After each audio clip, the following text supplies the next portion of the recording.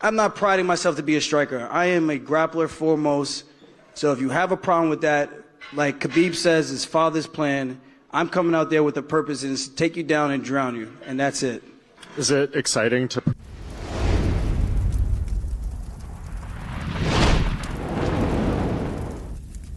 What's up, guys? It's your boy Josh Showtime. This is Showtime's Fight Phone, where we talk all things fights. Let's get into the nitty-gritty. Today we are going to talk about UFC 288. Now, before you finish watching all this, though, make sure you like, subscribe, and comment. Our subscriptions is growing up. Our views are okay. We want to get them a little bit higher. But, you know, once again, let's get into the talk, man. I did good. I did okay. I was above average. I was a little nervous.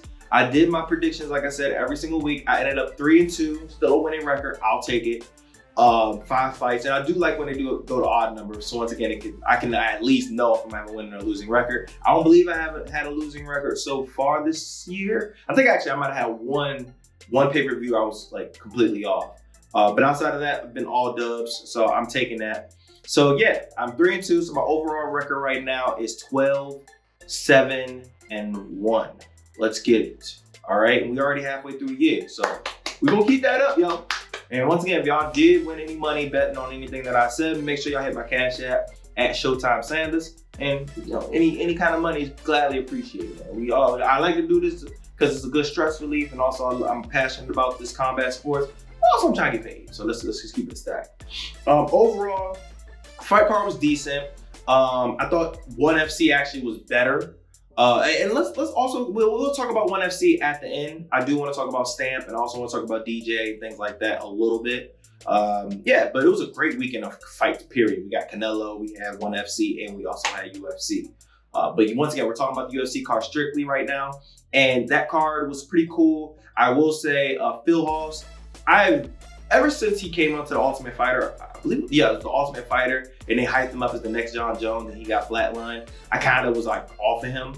And then, you know, he worked his way back and then lost again, and then actually earned a contract and, you know, started his career by, I think it was a knockout. Then he ended up losing again. Then he fought Deron Wynn and beat the crap out of him. Like, he looked, that's where he looked like he was John Jones. He beat the crap out of Deron.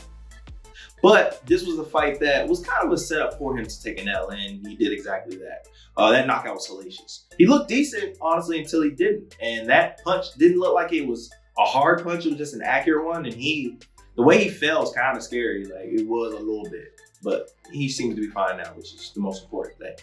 Also, shout out to my man Kennedy, the Nigerian. He's by far the most dangerous human being once he's hurt. This man is absolutely disgusting. And being that tall and having that choke, man, it's just not fair. It's not fair at all. I believe it's another PG County man, reps Nigeria, which is fine. But, you know, shout out to him for sure. You know, that's dope. That also, I will say, quick thing. Marina Rodriguez, what in the hell?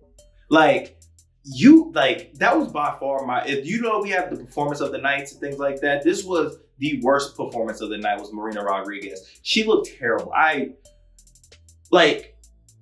can't even put into words how bad she looked. She just completely got outclassed. Like, wrestling was terrible. I knew her wrestling wasn't great, but I didn't know it was that bad. Like, I'm granted, shout out to her opponent. She came ready. She came with a game plan.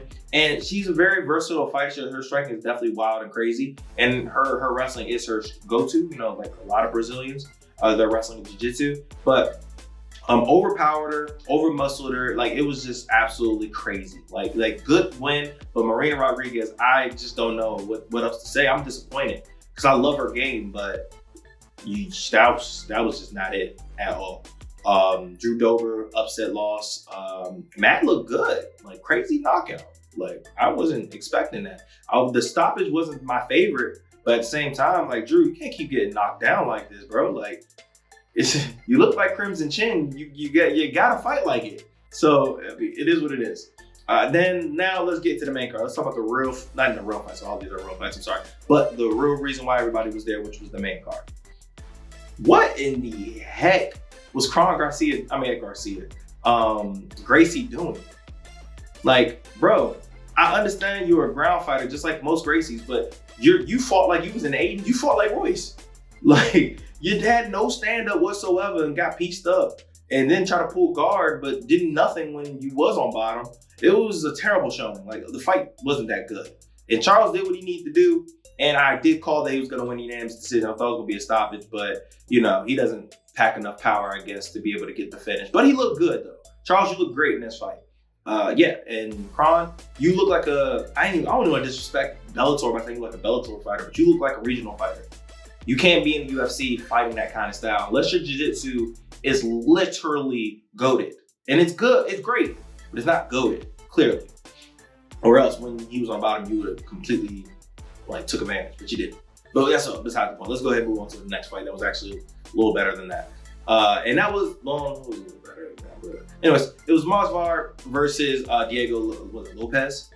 Once again, kind of easy fight to predict. Once again, I told you guys, these rushers are everywhere. These rushers are tough. These guys are great wrestlers. He's solid everywhere. And he won a unanimous decision. What more can I say? I do believe now we got to start moving up. We put you in the main event. You won. Let's move it on up. All right, this is a tough division. I'm not saying you need a top 10 dog, but you need to fight either a French top 15 or somebody that's in the top 15. Let's stop playing games, start wasting our time. Then now the next fight, the fight I wasn't completely wrong about, which is kind of funny because I did predict, and I will say I still was wrong with my prediction. I said Jessica Andrade was gonna win. Fine. However, I will say, we're gonna put an asterisk on this where I say, yo, if it stays standing, y'all will win. I said that, literally said that. And I'm not surprised by that. At the end of the day, she's the quicker striker. She's the more technical striker. And I trust her striking more than I do Jessica Andrade. Jessica Andrade is a phenomenal fighter. She's really good everywhere, but her striking is predictable. She's a tidy tornado, legit. She's going to run at you. She's going to throw haymakers. That's what she does. It's not to say that she can't do anything else, but that's mainly, she's going to do that at least 3 times in one round. At least. She's going to blitz you with straight hooks. Y'all knew that, and she literally countered with a beautiful shot to knock her out. I didn't think she was going to knock her out, though. That was completely impressive. That blew me away. I was like, out here, Jessica got slept at strawweight. I couldn't understand her getting slept at featherweight or her getting slept at freaking bantamweight. But not in no daggone strawweight. I didn't think a strawweight could do it. And it wasn't a hard punch. Once again, it's just an accurate punch that she kind of left her chin up. And she ran into the punch. Sleep. And she normally doesn't sleeping. Great win. Y'all have to get a title shot. We gotta have a fight. Wei Li. And it needs to be in China. Come on, man. Most people are aware China. They're both Chinese. We've never seen a fully Chinese title fight. There's just too much into this. Also supremacy for Wei Li and her claim to be the 115 greatest ever. There's just so many storylines with this one fight. You have to do it in China. Have to.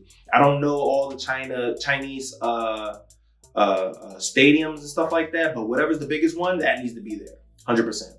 And they also opened the pipeline for having more Chinese fighters in the card.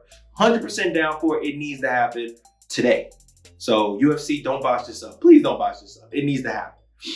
Now, the fight that I was wrong about the most, easily wrong about, and I'll take the L about it, even though could be some excuses, but I'm gonna take the L full. And that was Bilal Muhammad versus Gilbert Burns. I still stand by the fact that I think that Gilbert Burns is better everywhere. I stand by it. However, he didn't look like that yet the other night. Which is just a fact. Bilal just completely dominated the fight. First round, yes, they say Gilbert got hurt, things like that, but hey, stuff happens. I'm sorry. I can't use that as an excuse. Gilbert's not using that as an excuse. And Bilal also was hurt, just like he was. So, it sucks that this fight was rushed. This fight should have happened months. We should have had a real camp for this. These guys take a break. Gilbert Burns has fought so many times in the past 3 months, 4 months. Even Bilal Muhammad just came off a fight. This fight should have been, especially for a #1 contender fight, should have actually had some leeway. And we know why they did it. This fight card would have been honestly terrible if you took that fight out, and now it's just the card that we see now, especially since, the people that dropped out. But yet still, man, it wasn't the right time to make it. And Bilal looked cool. Like, it's hard to say he looked great, and it sucks because it seems like every time, like, he does something good, there's always an asterisk there. And now it's still going to be an asterisk because Gilbert was clearly hurt. But he still won. He deserves a title shot. He deserves a title shot without this fight, in my opinion. So, I mean, we're going to get the fight that we need. And then, honestly, in reality, it hurt Gilbert more than it hurt anybody. I feel like Bilal is a little bit, maybe a little raised for me, but Gilbert drops. He didn't look good. It sucks, but that's the fact. What's next? We already know. The winner of Colby and Leon. That's who Bilal's going to fight next. Now, Gilbert, it's not back to the drawing board for me. I just think that he needs to sit out for maybe another 3 or 4 months, get your bearings together, and then take another top opponent. Maybe fight the loser of Colby and Leon. I would be down for that. I think that'd be a great fight for both parties. But we already know, once Colby loses, he's probably gonna retire and then talk all this junk and mega hats and all, blah, blah, blah. Now, let's talk about the main event. And that is Aljamain Sterling versus Henry Cejudo. It was a very competitive fight, as expected. It was in my opinion, it was a good fight. And I was very, very surprised by both parties, actually. Both people surprised me for different reasons. Henry, he surprised me of his adjustment to the fight so late. I thought he would adjust a little earlier. I was surprised that Aljamain was able to take down Henry Cejudo as often as he did.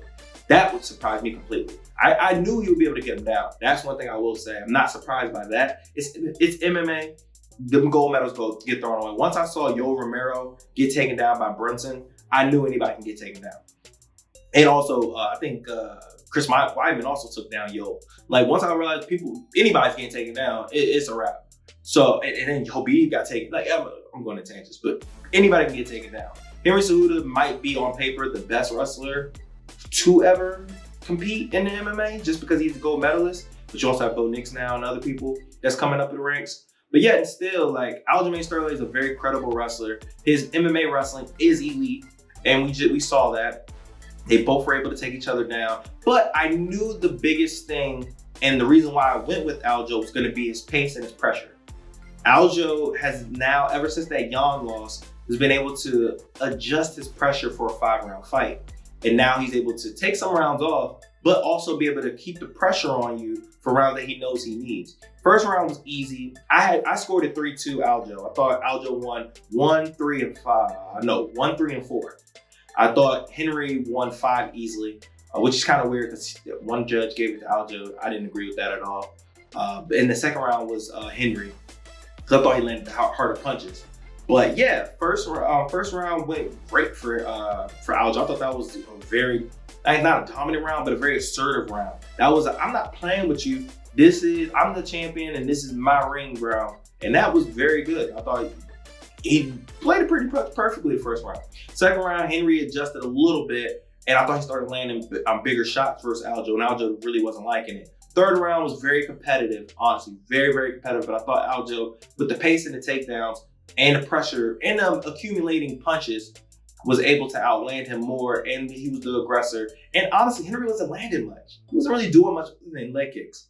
And I like the leg kick game, but in my opinion, this is just my opinion when it comes to grading fights, unless these leg kicks are actually showing legit damage, and I'm saying damage is him walking, him switching stances, like stuff that actually matters, like him limping when he walks. I don't care. I don't care about your leg kick. Your leg kicks mean nothing to me unless I actually see it affecting the fighter. It's about damage, okay?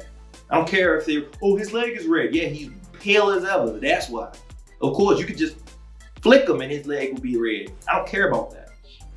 So yeah, like no damage. Fourth round I thought was easily Aljo. Aljo, I ain't gonna say dominated the round, but that was probably his best round. And that was super assertive for him. So yeah, fourth round easy. Fifth round, like I said, he took that off. And that was clearly a Cejudo round. And you could tell that Aljo just didn't want to get caught with anything stupid, which is fine.